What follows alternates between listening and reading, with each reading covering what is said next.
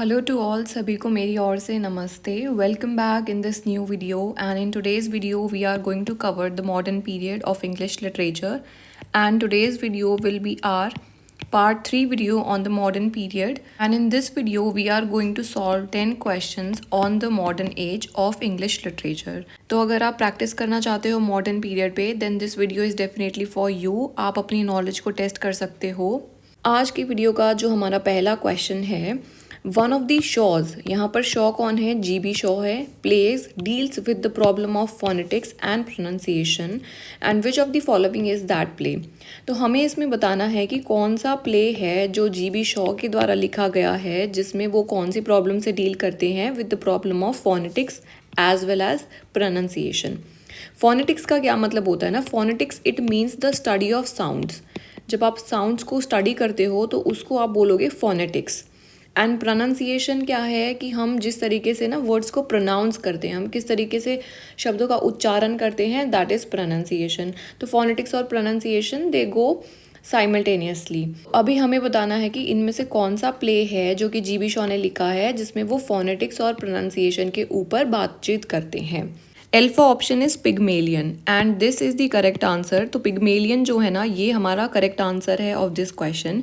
Pygmalion work की क्या story है? इसमें दो कैरेक्टर्स हैं, ठीक है।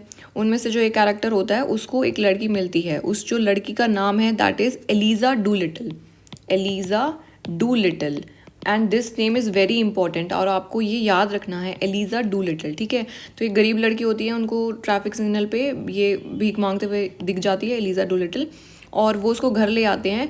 अब जो प्रोफेसर उसको घर लेकर आए हैं ना, वो हैं साइंटिस्ट ऑफ फोनेटिक्स, ठीक है। तो उनको फोनेटिक्स बहुत अच्छी है, उनकी प्रोनाउंसिएशन बहुत अच्छी है, और वो चैलेंज लेते हैं अपने दोस्त को, बोलते हैं कि देखो भाई, मैं चैलेंज ले रहा हूँ, मैं एलिज़ा डूलिटल को एकदम मॉडर्न वुमेन बना दूंगा।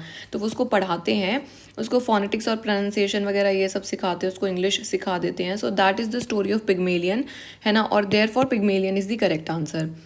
और क्या आपको पता है कि पिग्मेलियन जो वर्ड है, मतलब ये है क्या एक्चुअली में? पिग्मेलियन, पिग्मेलियन की क्या स्टोरी थी ना? पिग्मेलियन वॉज अ किंग, ठीक है। ये एक किंग था जिसने एक स्टैचू बनाया था, स्कल्पचर बनाया था पत्थर का, एक फीमेल का, और फिर he fell in love with that sculpture. तो उन्होंने फिर भगवान को बुलाया और फिर भगवान ने उस जो स्कल्पचर था उसको जान दे दी, मतलब उसको लाइव बना दिया। तो ये पिग्मेलियन किंग की स्टोरी थी। Late us look at the other options. Beta option है हमारा कैंडिडा।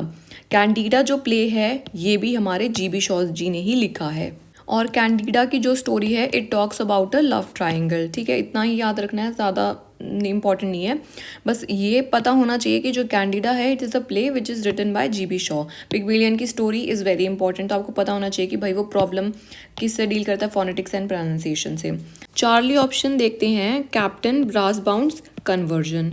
इसमें जो स्टोरी है it deals with Captain Brassbound. ये जो कैरेक्टर है ये मेजर कैरेक्टर है, प्रोटोगेनिस्ट है इस प्ले का। जो कैप्टन ब्रास बाउंड है वो रिवेंज लेने आया है ऑन अ वुमेन, और उसको उस वुमेन से बहुत नफरत है, अपना बदला लेना चाहता है, क्योंकि उसको लगता है कि जो ये वुमेन है she has caused the death of his brother. और इसकी जो थीम्स हैं वो आपको पता ही चल रहा है कि इट टॉक्स अबाउट रिवेंज, है ना। रिवेंज की बात कर रहा है, फिर जस्टिस की बात करेगा, लॉ की बात करेगा, फॉरगिवनेस की बात करेगा कि भाई क्या वो सच में उसको माफ़ कर देगा कि नहीं कर देगा। तो these are the themes of Captain Brassbound's conversion. Last option है हमारा delta option is Major Barbara. Major Barbara में जो स्टोरी है it is about Major Barbara की स्टोरी है। ये पहले अपने पिताजी से पैसे नहीं लेती है, बाद में उसके जो पिताजी होते हैं वो कुछ कुछ करके ऐसे अमीर हो जाते हैं। बेसिकली वो आर्म्स एंड एम्यूनिशंस बनाते हैं। तो मेजर बारबारा को पहले ये पसंद नहीं होता है, लेकिन बाद में उसको पता है कि भाई जो काम कर रही है उसको उसके लिए पैसा चाहिए, तो वो अपने पिताजी से पैसा ले लेती है। तो ये मेजर बारबारा की स्टोरी है, ठीक है। So let us revise once again. अगर वो पूछते हैं कि GB शॉ का कौन सा प्ले है जो कि फोनेटिक्स एंड प्रोनाउंसिएशन से डील करता है, that is Pygmalion. Repeat it after me so that you can learn it. And beta option is Candida. Candida की हमने स्टोरी देखी कि इसमें लव ट्राइंगल है। And Charlie option is Captain Brassbound's conversion, जिसमें वो रिवेंज, लॉ और justice इन सब की थीम पे डिस्कशन होता है। And delta option is Major Barbara. Let us move to the next question, who said that. अब यहाँ पर दी गई है एक कोट और हमें बताना है कि ये जो लाइन्स है ये लाइन्स किन्होंने बोली है। Let us understand the meaning of the lines first. All I want is to answer my blood direct. ठीक है, और हमें बताना है कि भाई ये लाइंस कौन बोल रहे हैं। ऑल आई वॉन्ट, कि मुझे क्या चाहिए, that is to answer my blood direct. इसमें जो व्यक्ति जो ये लाइन बोल रहे हैं ना, उनका मतलब ये है कि भाई आपके जो इमोशंस हैं, आपके जो इंस्टिंक्ट्स होते हैं ना इंसान के, इमोशंस हैं, आप उन सब पे ध्यान दो, क्योंकि वो मतलब deeply ingrained sense of identity देते हैं आपको, rather than relying on the external influences. जो आपके ऊपर मतलब एक्सटर्नल इन्फ्लुएंसेस हो रहे हैं उसको ध्यान नहीं देना है, मतलब you have to rely on your instincts and emotions. और वो ये भी बोलते हैं कि that one should act in accordance with one's true nature, है ना। आपका जो ट्रू नेचर है, जो आपकी इनर वॉइसेस आपको जो सुनाई देती है, इनर कन्विक्शंस सुनाई देती हैं, आपको उस तरीके से काम करना चाहिए विदाउट हेजिटेशन और कॉम्प्रोमाइज़ करे बगैर, ठीक है। और वो ये भी बोलना चाहते हैं कि जो हमारी सोसाइटल एक्सपेक्टेशंस होती है उनको रिजेक्ट कर दो, और अपनी जो आपकी सेल्फ आइडेंटिटी है, अपना जो सेल्फ एक्सप्रेशन है, उसको आप बढ़ावा दो। तो ये मतलब है कि भाई अपनी जो आपकी सेल्फ ऑटोनॉमी है उसको, इंडिविजुअलिटी को, उसको प्रायोरिटाइज करो, वही आपका जो सच है, that is it. All I want is to answer my blood direct, this is the meaning of these lines. अब हमें बताना है कि ये लाइन्स बहुत इंपॉर्टेंट है, बहुत बहुत बहुत इंपॉर्टेंट है, and you can not forget these lines, ठीक है। And these lines are being said by D.H. Lawrence. D.H. Lawrence is the correct answer. D.H. Lawrence को हम अभी फर्दर क्वेश्चंस में we are going to cover him, बहुत बहुत important है D.H. Lawrence.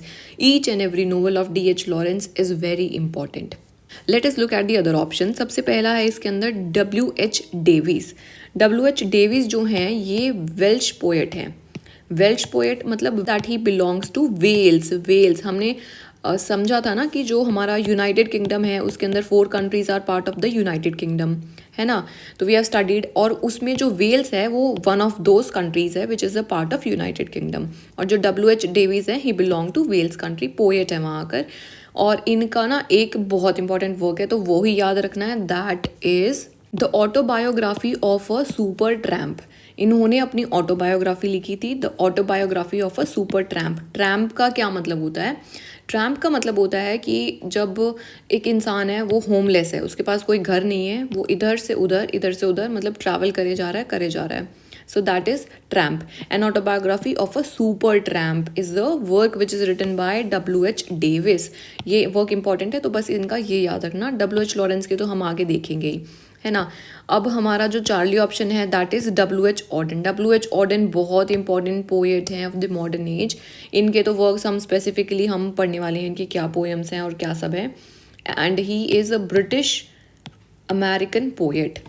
And last option जो है हमारा that is W.H. Hudson. W.H. Hudson कौन है? ये ना ऑर्निथोलॉजिस्ट हैं। ऑर्निथोलॉजिस्ट, ORNITHO, ऑर्निथोलॉजिस्ट लगा दो पीछे। ऑर्निथोलॉजिस्ट कौन होते हैं? हु स्टडी द बर्ड्स, जो बर्ड्स की स्टडी करते हैं। तो W.H. हडसन मतलब ही इज़ नॉट अ पोएट और दैट सॉर्ट ऑफ थिंग, वो एक ऑर्निथोलॉजिस्ट हैं। तो जो W.H. हडसन है वो अर्जेंटीना से हैं। And you will tell me the capital of Argentina, कि अर्जेंटीना की क्या क्या कैपिटल है। Let us revise once again. All I want is to answer my blood direct. तो ये लाइन्स किन्होंने बोली है? These lines are being said by whom? Said by D.H. Lawrence. और वो क्या कहना चाहते हैं कि भाई अपने दिल की सुनो, करो वही, ठीक है, ज़्यादा सोसाइटल एक्सपेक्टेशंस में मत जाओ। Let us move to the next question. Which novel did D.H. Lawrence call as a thought adventure? यानी कि ये चारों नोवेल्स हैं and these all are written by D.H. Lawrence. तो ये तो याद होना चाहिए कि भाई D.H. लॉरेंस ने ये सब लिखी हैं। एंड हमें बताना है कि इन चारों में से किसको D.H. लॉरेंस बोलते हैं कि that this is a thought adventure. इस क्वेश्चन का हमारा जो करेक्ट आंसर है that is delta option, kangaroo. अब जो कैंगरू जो नोवेल है ना, ये एक थॉट एडवेंचर इसको बोला है D.H. लॉरेंस जी ने। और इसके अंदर क्या है कि कुछ ऑटोबायोग्राफिकल एलिमेंट्स हमें देखने को मिलते हैं। कैंगरू नोवेल में डिस्कस किया गया है about a fictional kangaroo movement, जो कि कहाँ चल रही है? ऑस्ट्रेलिया में। तो ऑस्ट्रेलिया की सेटिंग है, दैट इज़ वेरी इंपॉर्टेंट, है ना। और हमें पता है कि कैंगरूज जो हैं कहाँ मिलते हैं? ऑस्ट्रेलिया में मिलते हैं। तो उस तरीके से जो कैंगरू जो वर्क है which is written by D.H. Lawrence, उसकी जो सेटिंग है इट इज़ इन ऑस्ट्रेलिया।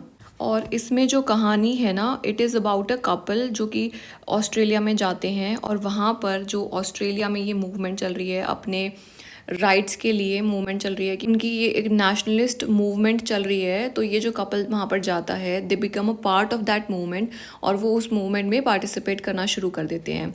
तो इस नोवेल में हमें देखने को मिलती हैं थीम्स सच एज आइडेंटिटी, है ना, और हमें पावर की थीम्स देखने को मिलेंगी, clash between individual freedom versus दी कलेक्टिव एक्शन, कि लोग कैसे साथ मिल करके काम कर रहे हैं, लेकिन जो इंडिविजुअल फ्रीडम है वो किस तरीके से उनकी हार्म हो रही है, क्या उस पर असर पड़ रहा है। तो ये सारी थीम्स है कैंगरू नोवेल में। The setting is very important that it is set in Australia. और इसी नोवेल को D.H. लॉरेंस थॉट एडवेंचर बोलते हैं, क्योंकि ये वाला जो नोवेल है उनके मतलब दिल के भी बहुत करीब है, ऑटोबायोग्राफिकल इन नेचर है, और उन्होंने बहुत ही सोच सोच करके जो कैरेक्टर्स बनाए हैं वो कहीं ना कहीं D.H. लॉरेंस को खुद को रिफ्लेक्ट करते हैं, और उनकी जो वाइफ है उनका भी कैरेक्टर रिप्रेजेंट करा गया है। Let us look eight other options. पहला जो ऑप्शन है the white peacock. The white peacock में जो स्टोरी है it talks about a love triangle के ऊपर है, ठीक है। वाइट पीकॉक में उतना इंपॉर्टेंट नहीं है, but the work is very important. नाम पता होना चाहिए कि भाई वाइट पीकॉक है। तो जो द वाइट पीकॉक है ना, ये फर्स्ट नोवेल है ऑफ D.H. लॉरेंस का, so therefore it is very important. तो आपको पता होना चाहिए कि भाई पहला नोवेल कौन सा था D.H. लॉरेंस का, इट वॉज वाइट पीकॉक, सफ़ेद मोर, है ना। और जो ये वाइट पीकॉक है it is used as a symbol for beauty, beauty को रिप्रेजेंट करता है, फ्रीडम को रिप्रेजेंट करता है, प्योरिटी को रिप्रेजेंट करता है। तो ये जो वाइट पीकॉक है this symbolises beauty, freedom as well as the purity of spirit, and it is about a love triangle. Beta option is the trespasser. The trespasser जो वर्क है इसके अंदर बात की गई है अबाउट अ मैरिड मैन, ठीक है, एक शादीशुदा आदमी है, and he is having an adulterous relationship with Helena. Helena एक और दूसरी लड़की है, उसके साथ उसके एडल्ट्रियस रिलेशन है, जबकि जो ये आदमी है ये खुद मैरिड है और इसके बच्चे भी हैं, ठीक है। तो it talks about adultery, adulterous relationship. The name of the work is the trespasser. Moreover I would also like to tell here कि जो द ट्रेसपासर है ना, D.H. लॉरेंस का एक कोई फ्रेंड था, and he faced the same scenario और फिर सुसाइड कमिट कर लेता है, ठीक है। तो इसीलिए उन्होंने फिर ये वर्क लिखा द ट्रेसपासर। तो वो मोरल लेसन भी देना चाहते हैं कि भाई जा करके किसी को भी ऐसे चीट नहीं करना चाहिए। अगर तुम्हें एडल्ट्री करने का इतना ही मन है तो it is better to tell your partner, है ना, ऐसा धोखा नहीं देना चाहिए। So the trespasser is about adultery, right. Charlie option पे आते हैं the rainbow. The rainbow is very very very important work by D.H. Lawrence, and you must know कि भाई द रेनबो किन्होंने लिखा, it is by D.H. Lawrence. तो the rainbow the rainbow में क्या स्टोरी है, it talks about 3 generations of a Brangwen family. You write the spelling, it is BRANGWEN।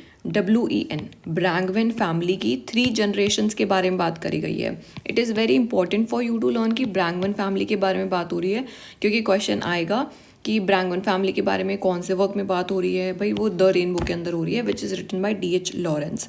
और जो द रेनबो है इसका एक सीक्वल भी है which is titled as women in love, women in love, and these both works are important. पहले आया है द रेनबो और जो उसका सीक्वल है वो क्या है, read it aloud, women in love. पहले आया है rainbow and after that came women in love. R पहले आता है ना, और W बाद में आता है in alphabetical series, so you can learn it. और बात इसमें जो याद रखनी है आपको, एक कैरेक्टर आपको इसमें याद रखना है, that is Ursula. Ursula character बहुत इंपॉर्टेंट है और ये रेनबो से लिया गया है उर्सुला कैरेक्टर जो है।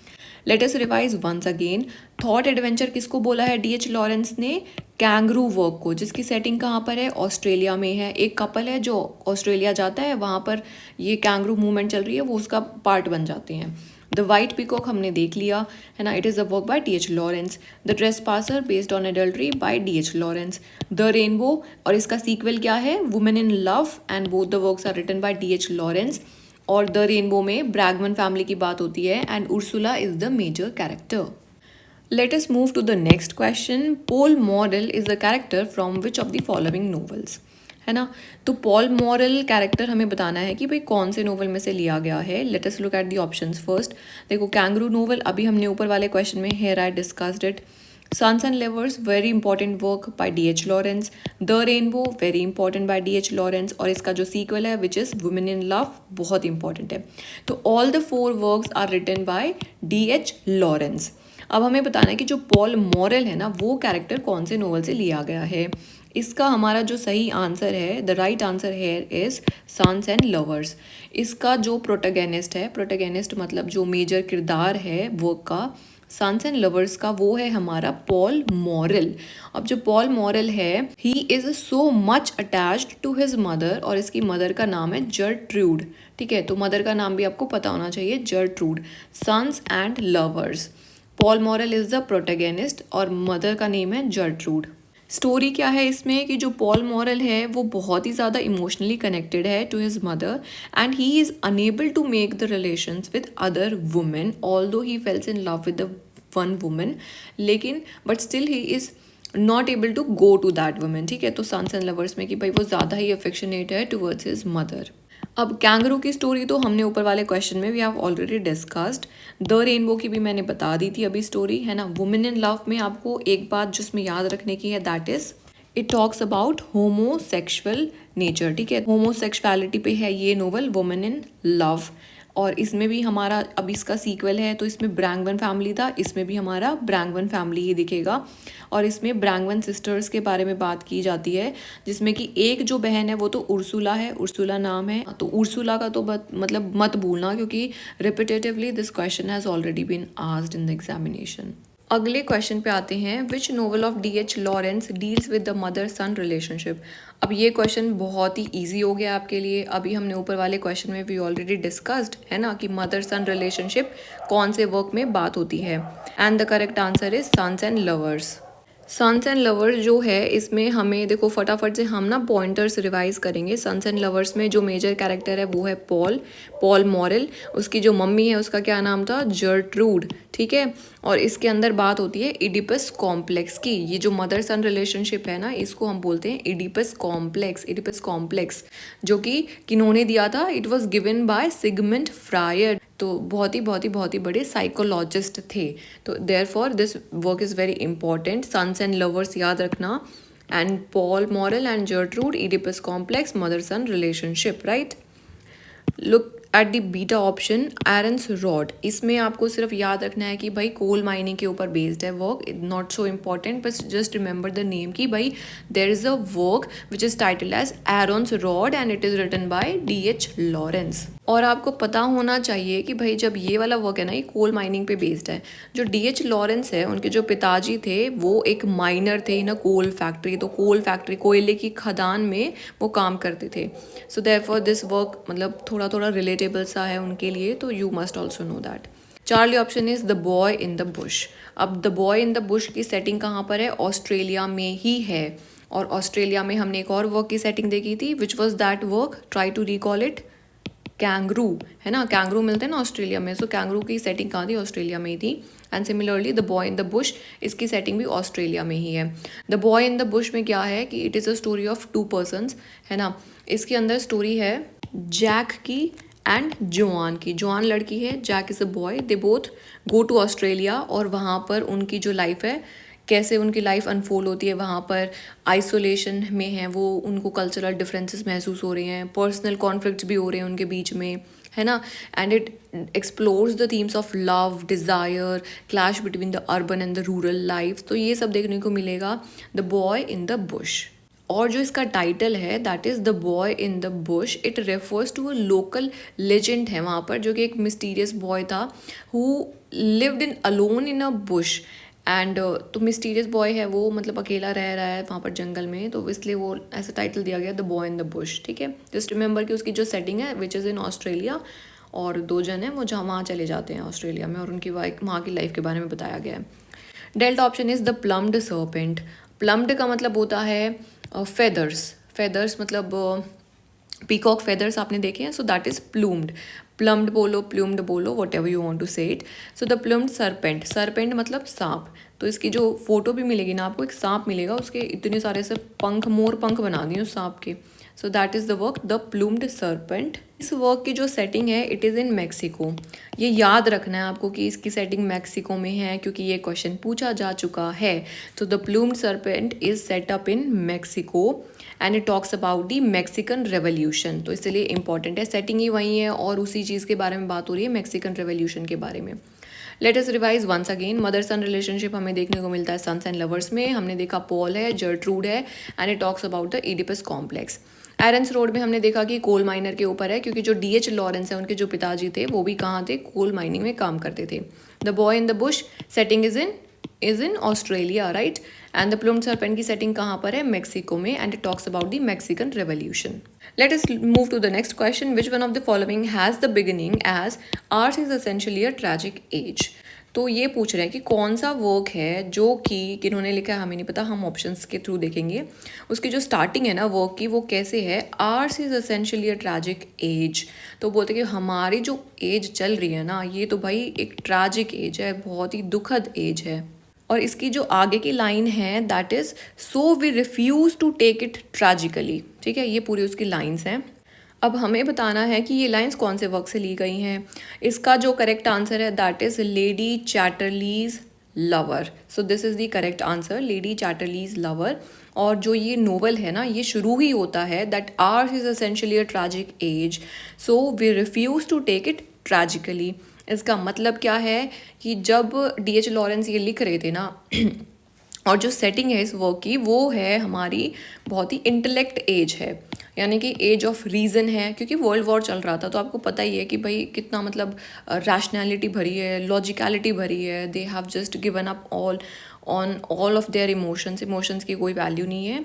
तो बहुत ही ज़्यादा इंटेलेक्ट और ये सब है लोगों में। तो वो बोलते हैं कि भाई ours is essentially tragic age, क्योंकि हमारी जो उम्र है ना बहुत ही ट्रैजिक है, क्योंकि इसमें तो सिर्फ साइंस है, अर्बनाइजेशन है, इंडस्ट्रियलाइजेशन है, बस त्राही त्राही मची हुई है, ठीक है। अगर वो आज के दिन में देख लेंगे तो वो बोलेंगे कि भाई क्या ही हो रहा है ना। हमें तो आज के दिन में कुछ नहीं लगता है, उन्हें उस टाइम पर भी लग रहा था कि भाई बहुत ही कुछ हो रहा है। Okay, so lady Chatterley's lover का जो हमारा स्टार्टिंग है that is ours is essentially a tragic age. So repeat it after me. क्या है उसका starting, you must know that. और ये वाला जो नोवेल था ना, इट वॉज बैंड, इसको बैन कर दिया गया था सरकार ने, इसको चलने ही नहीं दिया। तो उन्होंने इसको प्राइवेटली पब्लिश करवाया था। इसको यूके में भी बैन कर दिया गया, फिर यूएस में भी बैन कर दिया गया था। और बैन करने का कारण क्या था, क्योंकि इसमें बहुत ही ज़्यादा ओपनली ऑब्सीनिटी के बारे में बात करा गया है, ठीक है। एक्सप्लिसिट सेक्स सीन्स हैं इसके अंदर, नोवेल के अंदर देखने को मिलते हैं हमें। और बहुत ही मतलब जो होता है ना एकदम रॉ करके इमोशनल रिलेशनशिप दिखाया गया है between a working class man and N upper class women. जो मैन है वो गरीब है, लो क्लास से आ रहा है, और जो औरत है that is from upper class. तो उनके रिलेशनशिप के बारे में है ये novel, that is lady Chatterley's lover, and therefore it was being banned in UK and US for obscenity. Let us look at the other option. Sons and lovers पे हमने discuss कर चुके हैं सब कुछ, so again I am not going to repeat it here. Rainbow में हमने देख ही लिया था, हमने उसका सीक्वल भी देखा था, that was women in love. Okay, very very important है, मतलब इसको याद रखना है आपको। Let us come to the next question. To DH Lawrence which of his own novel is very very moral. तो कौन सा नोवेल है जो डीएच लॉरेंस बोलते हैं भाई ये तो बहुत ही ज़्यादा क्या है, मोरल है, मोरल एथिकल, मतलब सही नोवेल है एकदम। इसका हमारा जो करेक्ट आंसर है that is lady Chatterley's lover. तो लेडी चैटरलीज जो लवर वर्क है ना, ये मोरल नहीं लगा था यूएस और यूके को, इसलिए उन्होंने बैन कर दिया। लेकिन डीएच लॉरेंस को ये वाला जो वर्क है वो बहुत ही ज़्यादा मोरल लगा था, है ना। तो सबकी पर्सनल इंटरप्रिटेशंस होती हैं, तो आई डोंट नो, अब मैंने पढ़ा नहीं है exactly lady Chatterley's lover, so I can not even comment on that. तो लेडी चैटरलीज लवर को डीएच लॉरेंस ने बोला कि भाई ये मेरा बहुत ही ज़्यादा मोरल वर्क है। And we have already discussed the plot. इसमें लेडी चैटरलीज लवर का हमने देख लिया कि भाई working class man is engaged with an upper class women, ठीक है। Let us look at the other option. Alpha है हमारा sons and lovers, Oedipus complex का है, ठीक है। Beta option is the rainbow, discussed. And kangaroo setting is in Australia, we have already discussed it. Let us come to the next question. DH Lawrence was the pioneer of, हमें बताना है कि जो DH Lawrence हैं वो किस type की novels लिख रहे थे। पहले हम समझेंगे ऑप्शंस को और फिर हम इसका आंसर मार्क करेंगे।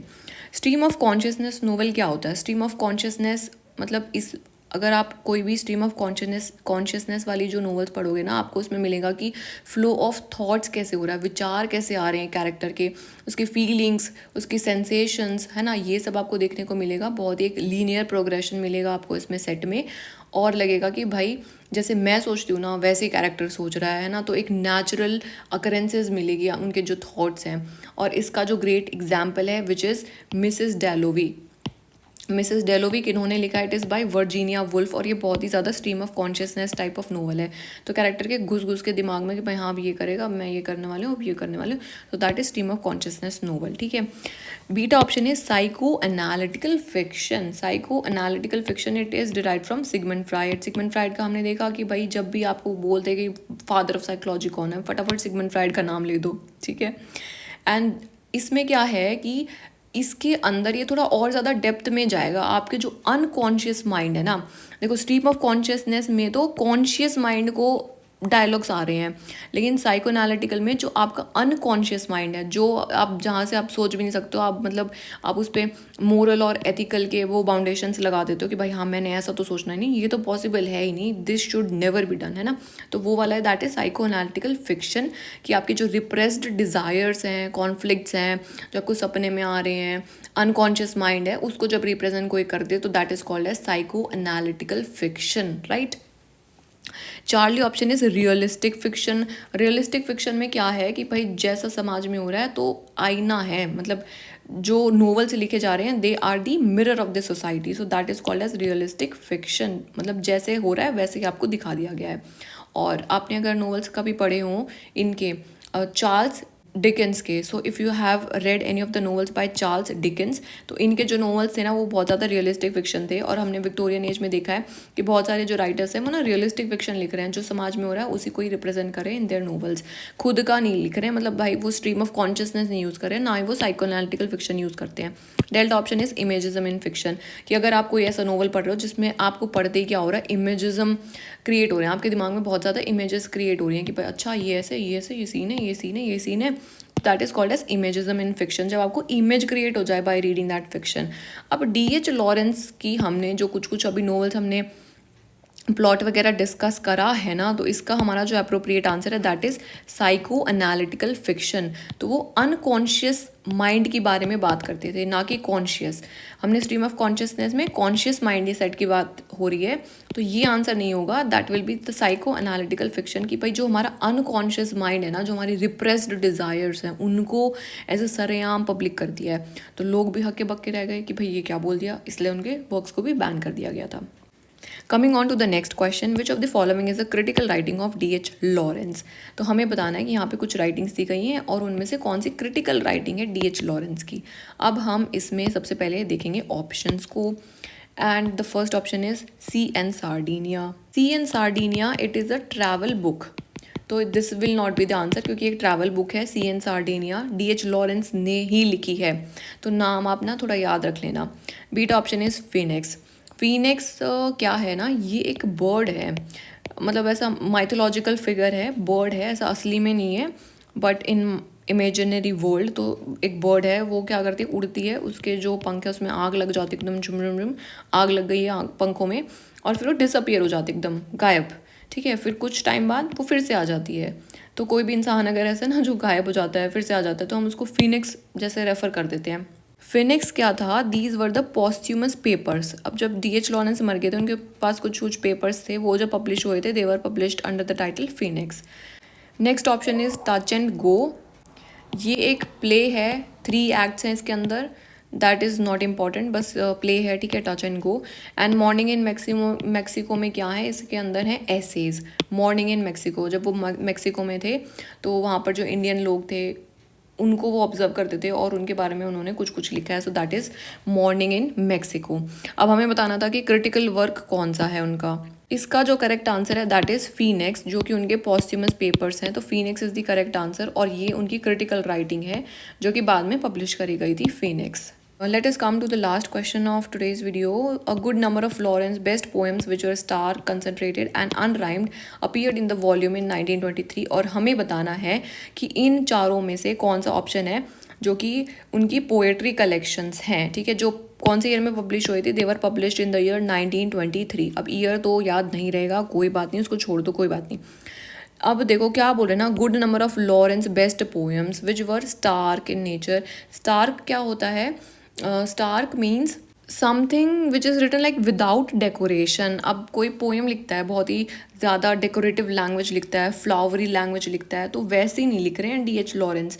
उनकी वो नॉवेल्स है ना बहुत ही स्टार्क हैं एकदम, मतलब कोई उन पे ऑर्नामेंट नहीं है, एकदम जो डायरेक्ट बात है डायरेक्ट बात बोली उन्होंने, ठीक है। पोएम्स में भी कंसंट्रेटेड हैं एंड अनराइम्ड हैं, कोई राइम नहीं मिलेगा, जो बात वो बोलना चाहते हैं वो सीधा वो बात बोल रहे हैं।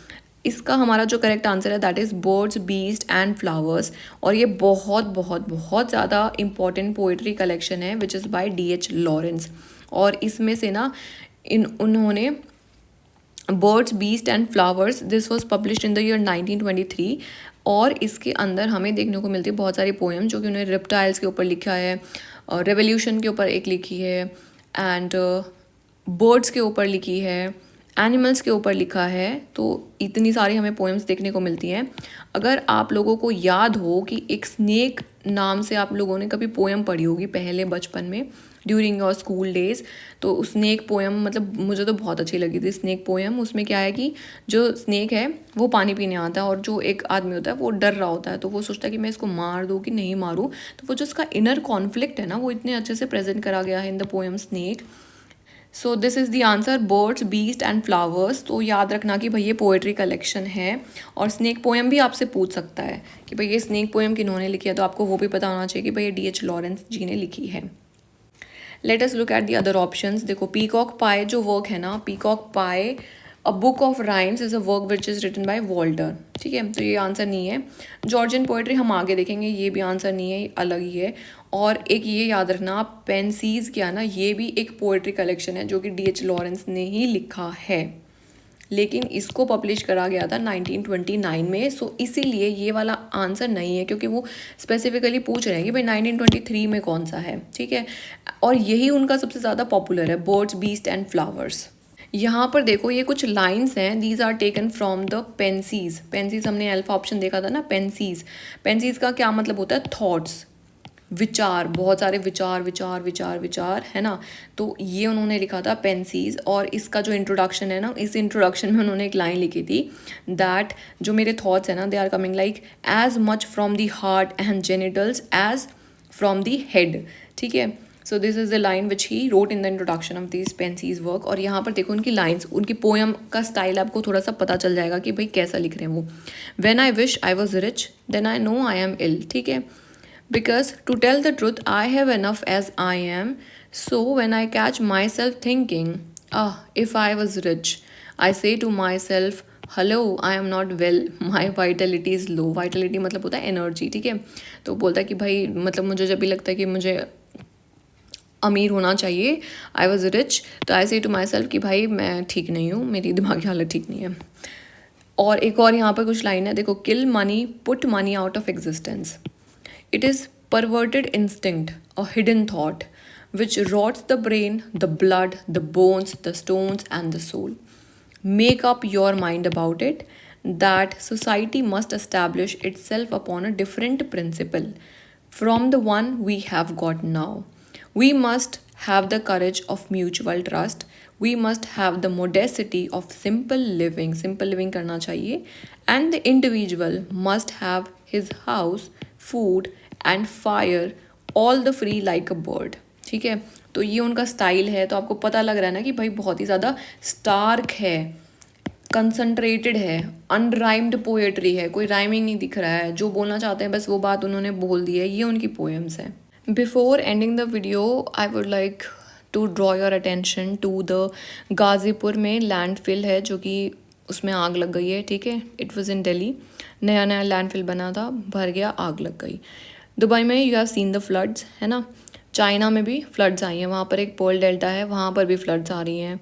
ऑस्ट्रेलिया में फिर से जो कोरल ब्लीचिंग स्टार्ट हो गया वहाँ पर। सो यू कैन सी कि जो इतने सारे केसेस हो रहे हैं, कहीं वोल्केनो भी एरप्ट हुआ है रिसेंटली, इतने सारे केसेस हो रहे हैं। Temperature is rising so much, और जो डिफरेंस है ना रात के टेम्परेचर में और दिन के टेम्परेचर में बहुत ज़्यादा बढ़ता जा रहा है ना। सो यू कैन सी कि क्लाइमेट चेंज बहुत ज़्यादा हो रहा है। तो थोड़ा सा मतलब जागरूक नागरिक जैसे बनो and be a aware citizen. So you must know ना कि that what actions you are taking and what are the results of those actions. So make wise choices, that is all what I would से.